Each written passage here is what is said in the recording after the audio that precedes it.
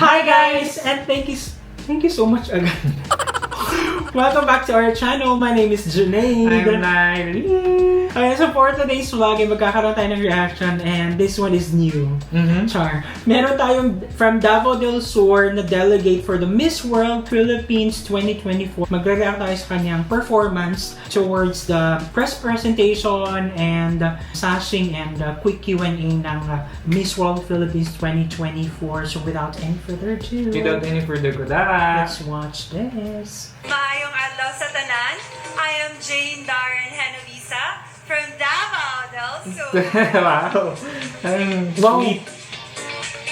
Wala, parang kamukha siya ni si Corazon na girl.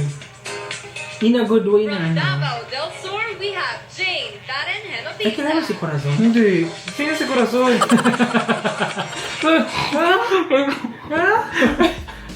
Why question mark Corazon? Sino si Corazon? yung drag queen na Pinay. Manila Luzon o Corazon? Manila Luzon. Corazon! Hindi kamukha niya si Manila Luzon na feminine na girl na yung sobrang Maganda si pagkakadang. maganda si Manila Luzon. Yeah, kaya nga maganda nga. Corazon! May mga angle na pag ngumiti, di ba? This is a big comeback. Ganda din, no? So why Miss World Philippines? Wow. So if you all don't know, I started my national competition in Miss World Philippines 7 years ago. So I was just a provinciana who flew from Davao to Manila to make her dreams into reality. And I want to take this opportunity as well to express my heartfelt gratitude to Sir ALV because other than my family and friends, the one person who believed in my potential is Sir ALV. And after 7 years, I am back because this is where my heart really belongs. I've been doing my causes since I was 12 and I didn't even think that those are my causes, that I can give good impact to the world, especially the children. If you all don't know, I am an orphan. I grew up in a fiesta carnival and I became independent at the age of 15 and faced the world in my life.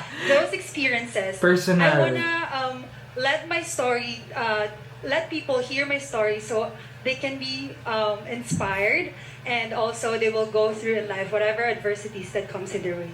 Thank you. Yes naman. True. Nice siya, inspiring, palaban din yung kanyang aura for this year sa, lined up ng mga candidates for Miss World Philippines. And, sobrang nakaka-inspire yung kwento niya. Push lang ng push, don't give up. Medyo nakukulangan ako dun sa styling. Kasi nga, di ba, dito sa Davao region talaga, to be honest, hindi ganun ka bongga yung support ng LGU, basta yung dito.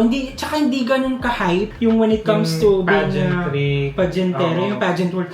Yeah, meron mga pageant, pero for the sake of, yung ganun, there's nothing special na parang pang-national na talaga siya na level. Apart from MJ, nung unang sumali siya palang, nirepresent niya is Davao. Hindi siya nanalo, pero nung represent niya yung North Cotabato, dun siya nanalo kasi grabe din talaga yung support. Yung sa mga provinces, karatig na provinces dito, mas malakas yung support ng LGU or ng government when it comes to pageantry. Kasi siguro dun din nila nakita yung potential kasi ng pageantry is, unang-una is yung sinasabi nga natin, tourism.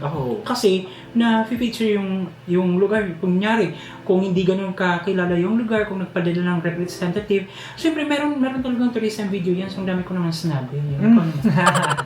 Ako naman gusto ko si Ate Jane kasi she exudes yung talagang spirit of being a Bisaya na palaban talaga na kahit saan yung personal journey niya is hindi ganun kaganda or talagang galing siya sa hirap or orphan siya na pupunta ng Manila para ipaglaban yung dream niya talaga. Tapos very siya yung gusto niyang tag dito, na-explain ng maayos kung ano yung gusto niyang sabihin. Yung very animated yung mga kamay niya. Nagigets ko yun kasi ganun talaga yung mga friends natin na Bisaya. Oo. Pero yun. But for me, kung sa pageant, parang dapat less yung ganung gestures, yung ganun-ganun. Kasi hindi siya, maganda. Tsaka, kung ipupuntosan, bibigyan ng puntos yung confidence, mababawasan ang puntos ang confidence. So, meron pa rin tayong tinatawag na syempre yung poise mo, yung personality development mo, ganyan. So yun guys, and thank you so much at sinamahan nyo na kami sa Nagdaang Reaction. If you like this video, don't forget to give it a thumbs up. If bago kayo sa ating channel, don't forget to subscribe. Hit that notification bell para updated kayo sa ating mga next upload. Support Davao, support Bisaya. And guys, thank you so much for watching our videos. We have a lot of videos done and we have a lot of videos coming. So keep watching us in the next video. Bye!